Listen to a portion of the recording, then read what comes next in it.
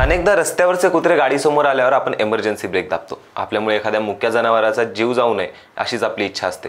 मात्र हाच विचार करताना स्वतःच्या जीवाची दुखापत होऊ नये हे याचा देखील आपण विचार करतो. पण कुत्र्याला वाचवण्यात एका महिला पोलीस उपनिरीक्षक रिचा सचान यांचा जीव गेलाय. ही घटना गाझियाबाद शहरात सोमवारी मध्यरात्री घडली. रिचा कानपूरच्या होत्या आणि त्यांनी मेरठमध्ये 2023 ते 2024 मध्ये त्यांचं प्रशिक्षण पूर्ण केलं आणि त्याचसोबत त्या IAS ची तयारी देखील करत होत्या. प्रशिक्षणानंतर त्या शास्त्रीनगर पोलीस ठाण्यात नियुक्त झाल्या. मात्र रिचा ड्युटी संपवून रात्री 2 वाजता घरी निघाल्या असताना त्यांचा अपघात झाला. त्यांच्या बुलेटचा वेग फक्त 50 किलोमीटर प्रति तास इतकाच होता. रस्त्यात एका कुत्र्याला वाचवण्याच्या प्रयत्नात त्या कोसळल्या आणि मागून येणाऱ्या गाडीने त्यांना चिरडले. त्याचसोबत त्या अपघातात त्यांच्या हेल्मेटचाही चुराडा झाला. अपघाताचा आवाज येतात परिसरातील लोकांनी त्यांना जवळच्या रुग्णालयात दाखल केलं.